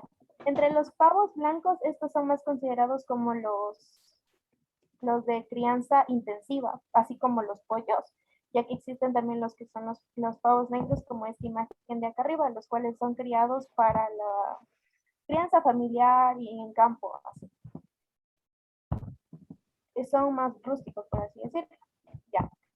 En esta imagen podemos ver cómo la crianza de pavos y el consumo del mismo es recibido en cada uno de ellos. Por ejemplo, en Alemania está no es muy grande. O sea, los países de Estados Unidos, América, Italia, o sea, son los países que más tienen el consumo de pavo. ¿Y esto por qué? Porque ya se había mencionado antes que son consumidos es un plato representativo en las mesas navideñas. Entonces, esa es la importancia que se le da al pavo en estos países. Bueno, en la producción de pavos hay que hacer muy buena elección del animal o la base genética en la que que se quiere elegir, valga la redundancia, ya que como se mencionó antes, hay pavos que son grandes tienen buena capacidad cárnica y otros que son buenos en cambio para la reproducción de los huevos. Entonces, esto puede elegir uno por especie o la mezcla de ellos dos. En cuanto a la alimentación que se les da a ellos debe ser correcta y adecuada según su fase de crecimiento, pues el pavo va creciendo, va necesitando menos lo que son el suministro de proteínas, de aminoácidos y todo lo que le provea para que éste pueda crecer saludable. Tiene que tener un buen suministro de agua, ya que ellos al tomar mucha agua es lo que les va a mejorar lo que es su crecimiento y lo que es la cantidad de agua en cuanto a la capacidad cárnica que ellos pueden ofrecer. En la sanidad. Bueno, pues en la sanidad los pavos deben ser controlados. Bueno, esto va a depender mucho de si la crianza de pavos es intensiva o semi-intensiva. En la intensiva, pues la capacidad que tienen de criar son aproximadamente 400 pavos en un solo lote. Entonces, de esta manera se debe controlar mucho si es que estos se golpean o llegan a contraer alguna enfermedad. De manera que siempre hay que estar controlando la limpieza, la cantidad de aire que les entra, la temperatura y la capacidad que tienen ellos para soportar estas enfermedades y no contagiar a los demás. Aquí está lo que se les mencionaba, la explotación semi-intensiva, que es el conjunto de manejo que completa la ampliación de los espacios disponibles para las etapas de aire libre, entre la recría y la terminación. En estas estamos hablando de a partir de pavos pequeños, en los que se los va criando hasta su etapa de madurez. Como se mencionó antes, estos pueden vivir al aire libre, como al pastoreo, que va de 8 a las 10 semanas de pavos que ya se pueden habituar a lo que es al aire libre. En cuanto a la explotación intensiva, aquí sí ya viene lo que se mencionaba antes, lo del galpón, en la crianza de los pavitos que permanecen aquí entre 50 a 60 días, hasta lo que es su traslado, ya para su fase de madurez. Como dice esta frase, todos dentro, todos fuera, o sea, que quiere decir que entran aves al mismo tiempo y van a salir todas para la venta. No una va a crecer más pronto ni otra retardado, porque eso va a depender de la constancia del alimento que se le dé y los cuidados también, y de la forma en la que se les mantenga. ¿Eso quiere decir que a los 60 días ya salen a la desposta? Sí, va a depender también de la raza. Ya. Ya. En cuanto a los huevos. Bueno, en la producción de huevos, en cuanto a la producción de huevos, los pavos pueden prometer aproximadamente de 100 a 140 huevos al año. Pues esta capacidad de producción determina las cualidades básicas de cada raza, ¿no? Pero esto se ha optado mejor por una inseminación artificial, ya que los pavos siempre pesan un poco más que las pavas, no me explico en cuanto a ellas. Entonces, esto las maltratan y la calidad de fertilidad y la obtención de los huevos no va a ser tan favorable. Por eso, la inseminación artificial ha sido una opción rentable para que los huevos sean de calidad. Una vez estos se los obtiene, se los manda a lo que es la incubadora. Pues las aves de corral tienen un periodo de incubación, una duración determinada en prácticas de manejo que satisfacen requerimientos de huevos durante un periodo. La incubadora debe estar a temperatura entre unos 37.5 a 38 centígrados. Ya. Antes de la eclosión de los huevos, los pollitos, o sea, los pavitos, pasan a una respiración embriótica, o sea, normal, que provoca la liberación ya de estos a lo que es el galpón. En cuanto a lo que es la crianza ya de los pavos, Estas se deben construir unos redondeles o galpones con capacidad para 400 pavos, o sea, los que salen ya de la incubadora. A estos se les debe dar una buena ventilación y luz, una facilidad de bebederos. En la facilidad de bebederos aquí vemos imágenes comunes como son este es un comedero y este de aquí es un bebedero. Pues todo va a depender de cómo vaya siendo la crianza de los mismos, ya que se los va subiendo un poco cada vez para que los pavos puedan estirarse y de manera facilitar el crecimiento de los mismos. Ya. En cuanto a lo que es su alimentación, aquí tenemos que por libras, o sea, entre un pavo que pesa unas 7.5 libras, la capacidad de maíz que este puede consumir es de 1014 libras. También se le puede dar harina de soya de 48% de 757 libras. En grasa va a pesar lo que es 84. A ver, Tati, ¿qué dices ahí? Que un pavo de 7.5 libras va a consumir 1014 libras de maíz. No. O sea, lo que trato de decir es que en la etapa de desarrollo aproximadamente de un pavo de 7.5 libras, lo que se va desarrollando o el constancia de consumo que va a tener o sea, son estas libras que muestran aquí. Ya, entonces eso es para todo el galpón, Claro, ¿sí? Ya, para los 400 pavos que tienes ahí. sí. Para aproximadamente que los pavos vayan a pesar unas 7.5 libras. Ya. Ya.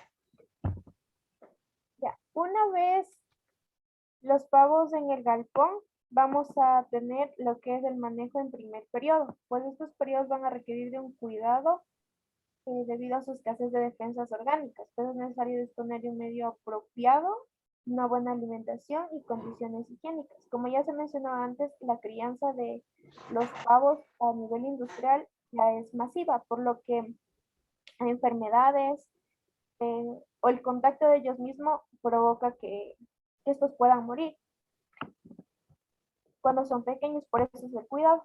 En cuanto ya al manejo del segundo periodo, este comprende entre los 50 a 60 días, ya cuando ellos están listos para salir a la venta. Pues aquí no representan mayores dificultades, ya que estos alcanzan una edad madurez y superan lo que es el delicado de su vida y están listos para ser industrializados. Aquí vamos a la alimentación. Pues actualmente los pavos son alimentados con alimentos compuestos, elaboración de materias primas, formulados para cubrir sus requerimientos nutricionales. Esto ya puede ser a partir del maíz, compuestos de soya. Todo va a depender de cuál es la necesidad nutricional que el pavo requiere para poder crecer. Todo también va a depender de lo que es de la raza. Aquí como podemos ver, los pavos se alimentan con un comedero que está sobre el piso. Esto también para que ellos no puedan pisar y no puedan defecar el mismo y no se pueda perder lo que es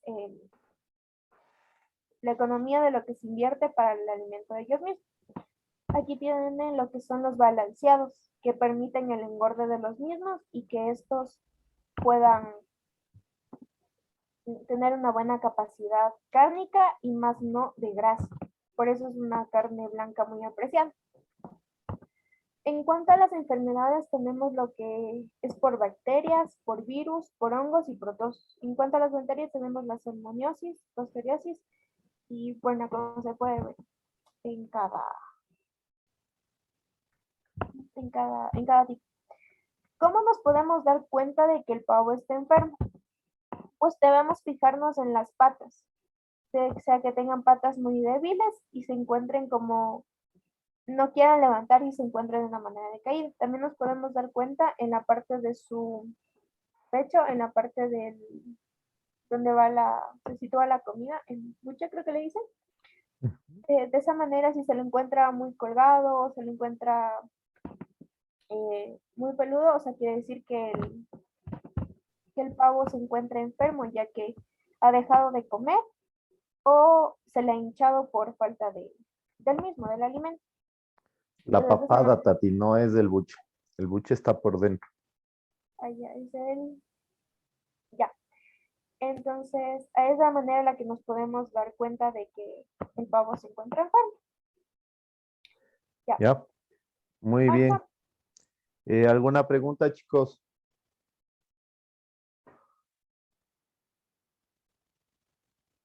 ¿Nada? Seguimos entonces, Pierina. Gracias, Ya, Tati. profe. Ya, profe, gracias.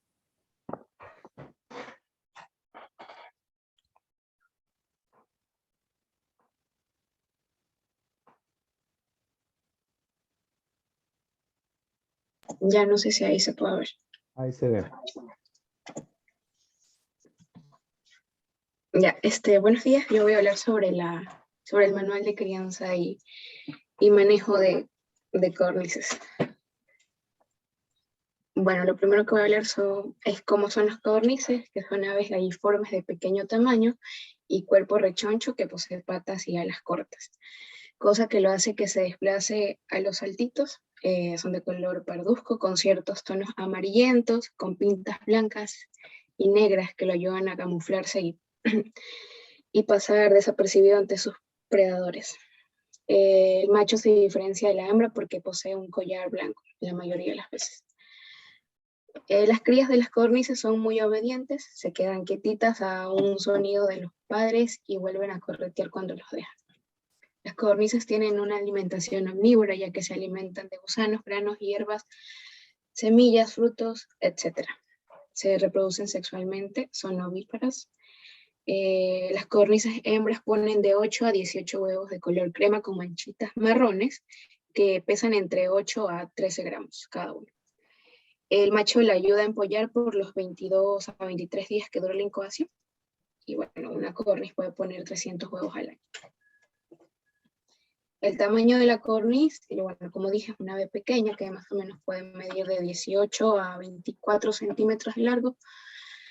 Con alas abiertas puede llegar a medir 15 centímetros de envergadura, ya que para su tamaño tiene alas que se consideran largas. Los machos siempre tienden a ser un poco más grande que las hembras y su apariencia es más robusta e imponente que las hembras. La reproducción, al igual que otras aves de la familia Galliforme, la codorniz es una ave polígama. El macho emite un sonido y procede a realizar una danza con el plumaje erizado o levantado. Esto hace que las hembras reaccionen de manera positiva. Es un común ver en esta especie cómo los machos realizan sus mejores galanterías para cautivar a las hembras. Una vez que las hembras reaccionan a las pretensiones del macho, se viene el proceso de apareamiento. Los machos pueden fecundar a varias hembras y las hembras pueden ser fecundadas por varios machos en algunas horas. Durante este proceso es normal ver peleas relevantes entre los machos por el control de las hembras. La codificación es la elaboración del nido, depende exclusivamente de la hembra. Toda vez que ha sido fecundada, ella buscará un hueco, la cual le colocará algunas ramas y hierbas secas. Generalmente escoge lugares cercanos a las siembras de alfalfa y centeno o cualquier otro tipo de cereal. Por lo que tienen, por sus plantas altas, esto hace que sea un lugar medianamente seguro para anidar. ¿Cómo comenzar el criadero de codornices? Para comenzar con un criadero de codornices se necesitan determinados elementos de acuerdo a la cantidad de codornices que se quiera criar. Varía mucho si es para consumo casero o si uno lo hace para la venta, pero en definitiva se basa en jaulas de malla de acero o galvanizado muy resistentes, una incubadora, un humidificador, un deshumidificador, una fuente de calor, un termómetro, paja, desinfectante para limpiar y desinfectar las jaulas, electricidad y agua potable. ¿Cómo crear codornices? Como son pájaros de pequeño tamaño y muy callados, no hay normas que prohíban su cría. Pueden criarse en jaulas bastante que tengan mucha luz, comida, agua y que se mantengan el lugar en perfectas condiciones de limpieza. Entre las variedades de codornices que conviene criar podemos nombrar las más fáciles de criar y más recomendadas para principiantes, la japonesa. Luego otras razas más comunes son la escamosa, la roja de Tennessee y la desértica. Se debe comprar 2 hembras por cada macho, aunque no se puede tener más de un macho por jaula, porque el macho dominante buscará matar a los demás machos. Bueno, el diseño del galpón adecuado depende el éxito o el fracaso de la producción. Este debe cumplir con requisitos como economía, comodidad, durabilidad y facilidad de manejo. El principal objetivo del galpón es proteger a las aves de los cambios bruscos de temperatura, evitando gastos de energía y mejorando los parámetros productivos. Ya. Antes de la construcción del galpón se debe tener claro qué sistema de producción tendrá el lugar allí, definiendo la cantidad de aves que se alojarán y calculando los metros necesarios para las mismas, siempre brindando espacio extra, ya que la densidad de aves se ve afectada por las condiciones climáticas. Además, debe incluirse el espacio que ocuparán los sistemas de alimentación, agua y baterías de las jaulas, si es el caso. Por estas razones es necesario planificar la construcción e instalación de equipos de una manera adecuada e higiénica, garantizando óptimas condiciones de salud al ave, evitando la propagación de enfermedades y las altas tasas de mortalidad. Comederos y bebederos. Existen múltiples clases de comederos. Sin embargo, son aconsejables aquellos que son de fácil limpieza y gran resistencia, garantizando así su higiene y duración. Los comederos lineales pueden ser fabricados en aluminio, zinc, guadúa o comprados prefabricados. Existen 2 tipos de estos comederos, que son los lineales, que son canales colocados a lo largo de la jaula, deben ser bien asegurados para evitar el desperdicio de alimento y estar a la altura del pecho de las aves. Y el automático, es que es utilizado en explotaciones tecnificadas, consiste en todos los que reciben alimento mediante mecanismo automático y lo distribuyen de manera uniforme en todas las jaulas. La principal ventaja de esto es el ahorro del personal para la distribución y control de alimentos, además de la disminución en el desperdicio presentado en la alimentación manual. Los bebederos deben ser resistentes, permitir su fácil limpieza e inoxidables. Los más utilizados son el canal, que son canales colocados a lo largo de la jaula, por lo general hechos de zinc, PVC o aluminio. Deben estar bien asegurados a la jaula para impedir su volteo y a la altura del pecho de las aves. Y también los automáticos, que operan en forma similar a los comedores automáticos. Existen 2 tipos de canal, el de canal y el de válvula. Ya. Los bebederos de válvula no requieren mecanismos complejos, o sea, este consiste en un tubo conductor de agua colocado en la parte superior de las jaulas al cual se conectan válvulas. Estas estarán ubicadas sobre la cabeza de las aves y de esta forma cuando las aves la toquen saldrá una gota de agua. Este sistema logra disminuir el desperdicio y mantener jaulas libres de humedad excesiva. Bueno, la importancia de producción de huevos. La producción de huevos de codorniz se la considera en el país como un negocio muy interesante debido al crecimiento que ha tenido estos últimos años. El huevo de codorniz es un alimento con alto valor nutricional, tiene proteínas de alta calidad, vitaminas, minerales y ácidos grasos esenciales. También es rico en carotenoides y vitaminas como la colina, el ácido fólico y la vitamina B12. Estos valiosos nutrientes se encuentran exclusivamente en la yema, donde también se encuentra la mayor parte de biotina, ácido pantoténico y vitaminas B1 y B6. Los huevos de codorniz tienen 13.63 gramos de proteína por cada 100 gramos de producto, mientras que 100 gramos de huevo de gallina aportan 12.5.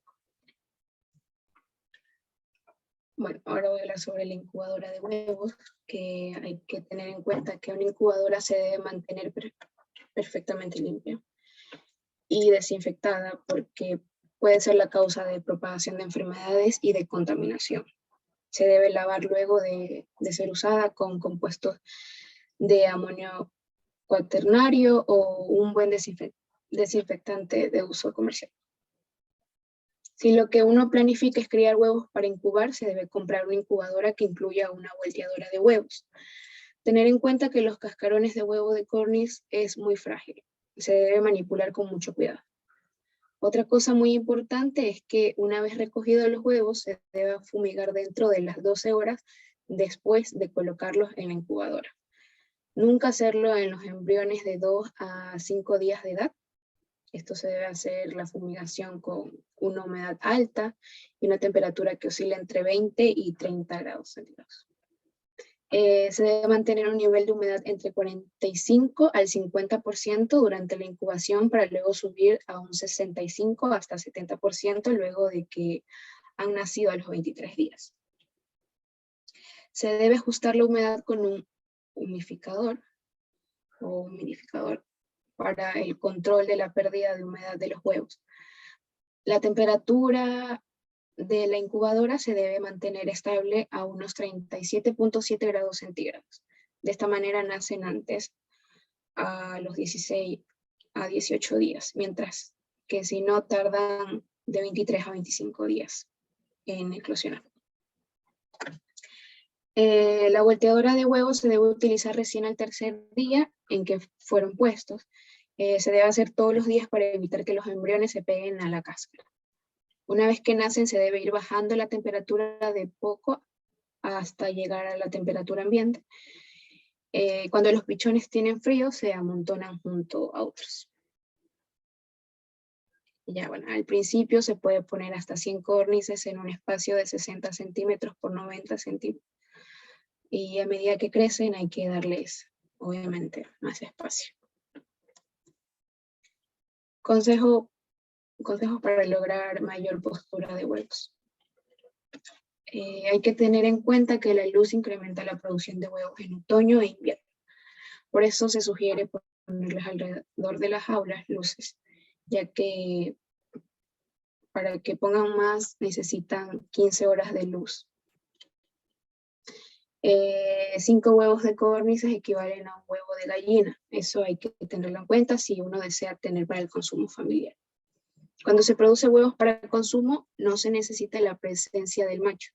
Además, es preferible porque los huevos infértiles se conservan mejor que los fértiles.